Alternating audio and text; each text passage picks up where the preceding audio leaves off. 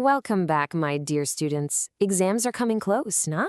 Don't worry after this video. This chapter will be makhan for you. Okay, let's dive into this. So what's this all about? We're basically going on a trip back in time to see how the East India Company's policies completely turned life upside down for people in the villages.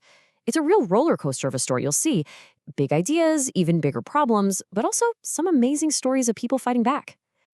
Okay, so our first stop is Bengal. You can think of Bengal as the company's first big experiment. They wanted to figure out the best way to make money from the land. And they came up with this plan that they thought was absolutely perfect. But, spoiler alert, it really wasn't. Okay, look at this fellow. This is Lord Cornwallis. And in 1793, remember that year, 1793, very important for your exam, he introduced something called the permanent settlement. This one policy, wow, it changed everything. So what was this permanent settlement? Well, think of it like this. The company went to the Zamindars, the big landlords, and said, okay, here's the deal. You pay us a fixed amount of tax. That's it. It's permanent. It will never increase. The idea was, the company gets its money regularly, and the Zamindars will work hard to make more profit for themselves. Sounds like a good plan, doesn't it? Well, let's just say it didn't quite work out that way. Right. So the whole point was to create this group of happy, loyal landlords who would just keep paying the company. But the plan completely backfired. I mean, it went wrong in a big way. And it didn't take long for everyone to see the problems. How wrong did it go? Well, get this. A whopping 75%. That's right, 75% of the Zamindaries were auctioned off. Why? Because the Zamindars just couldn't pay up. Can you believe it? 3 out of every 4 landlords lost their land. So, the big question is, why? What went wrong? Okay, bachcho, time for an important exam question. This comes up a lot, often for 5 marks, so listen carefully. The question is, why did the Zamindars fail to pay the revenue? Let's break it down. Okay, so there were a bunch of reasons, like a perfect storm. First, the tax was just too high from the very beginning. The company set a really high rate. Second, this was a time when the prices for crops were really low. So the farmers, the ryots, they couldn't pay the zamindar. And then there was this thing called the sunset law, which was super strict. You had to pay by sunset on a certain day. No excuses. If you were late by even a minute, your land was auctioned off. And to top it all off, the company took away most of the zamindar's power to actually collect the rent. So you see, the tax was sky high, the farmers couldn't pay, the deadline was impossible, and the zamindar had no real power. It was a recipe for disaster. But hey, don't underestimate our Zamindars. They were masters of what we call Jugaad, right? Finding clever workarounds. The Raja of Burdwan is a perfect example. His plan was genius. Listen to this. When his land was auctioned, he would send his own people to bid for it. They would bid a really high price, win the auction, and then just not pay the money. So what happens? The government has to auction it all over again, and again, and again.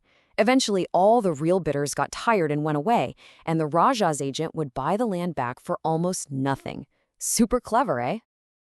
So while all this drama with the Zamindars was happening, something else was going on. A new power was emerging. Not in the cities, but right there in the villages. These were the Jotedars. Now, who were they? They were basically very rich farmers. They had a lot of land, they controlled local business, they lent money, they had real power over the poorer villagers. And here's the twist. When the Zamindars lost their land, guess who was often there to buy it? Yep, the Jotedars. All right, so that was Bengal. Now let's pack our bags and move on to our next stop, the Rajmahal Hills. Here, the story is totally different.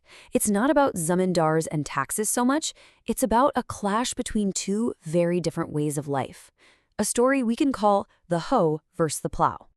So, on one side you have the Paharias. They were the original people of the hills. The hill folk. The forest was their home. Then, the British brought in another group, the Santhals. They were farmers, and the British wanted them to cut down the forests and start farming properly. And their lifestyles were like night and day. The Paharias used the hoe. They practiced shifting cultivation, moving from place to place. The forest was everything to them. The British thought they were, uncivilized. But the Santhals, they used the plough. They cleared the land, settled down, and grew crops. For the British, this was perfect. Settled farmers meant easy-to-tax land. So they saw the Santhals as the ideal settlers. So, to encourage the Santhals, the British created this special territory just for them. It was called the Damin-i-Koh. They basically drew a line on the map and said, okay, this is Santhal land now. But what about the Paharias? Well, they were just pushed out, forced to move deeper and deeper into the hills, losing the very land that had been their home for generations. But the Santhals' dream didn't last long. They soon realized it was a trap. The government started demanding super high taxes. And then came the moneylenders and the Zamindars. The Santhals called them Dikus, which means outsiders. These Dikus started exploiting them, trapping them in debt. The new land was becoming a prison. Finally, they had had enough. In 1855, the Santhals revolted. It was a huge rebellion led by two brothers, Sidhu and Kanhu Munji. They declared that they were going to get rid of all the Dikus and create their own kingdom where they could live fairly and rule themselves. It was an incredibly brave fight. You had the Santhals with their bows and arrows fighting against the British army with their modern guns. Of course, the revolt was eventually crushed and in a very brutal way, but it wasn't for nothing. It showed everyone that people will not just sit quietly and accept injustice. They will fight back. Okay, final stop on our journey. We're heading west now to the Deccan. And this part of the story is really cool because it shows how something happening on the other side of the world, in America, caused a huge crisis right here in our Indian villages. So in this area, the British had another new system. It was called the Ryotwari settlement. It was different from Bengal because here, the company made a deal directly with the Ryot, the peasant farmer. No Zamindar in the middle. But there was a big catch. The tax wasn't permanent. It could be increased every 30 years, and it was so high that farmers had to borrow money just to pay it, getting them stuck in debt from the very beginning. And then something crazy happened. Far away in America, a civil war started. Now, why does that matter? Because America was Britain's biggest supplier of cotton, and suddenly that supply was gone. So the British turned to India. We need cotton, they said. And just like that, there was a huge cotton boom in the Deccan. Prices shot up. Moneylenders were throwing loans at farmers to grow more cotton. Everyone was making money. But what happens when a war ends? In 1865, the American War finished. Their cotton came back on the market.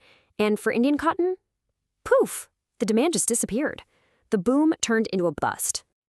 Just look at this picture. Carts just loaded with cotton. It shows you how big this boom was. The Deccan was sending out so much cotton. But all this prosperity, it was built on borrowed money. It was a house of cards. And when the demand stopped, the whole thing collapsed. And when the bust happened, the moneylenders, the saukars, who were so friendly before, became very harsh. They wanted their money back, and they wanted it now.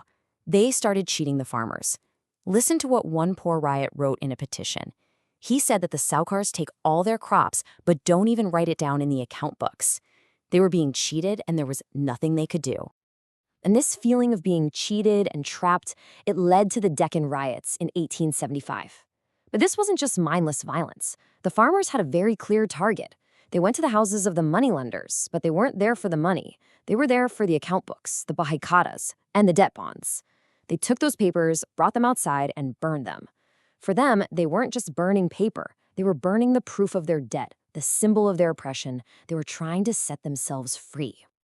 So, my dear students, as you can see, this chapter is so much more than just old history. It tells us how the actions of a government can change everything for ordinary people, and how those people find ways to survive and fight back. It leaves us with a big question, one that is still relevant today. The British are gone, but do the problems we talked about, farmer debt, land rights, the power of moneylenders, do these problems still exist in our countryside? It's something to think about, isn't it? Okay, that's all for today. All the best for your exams. I know you will do great.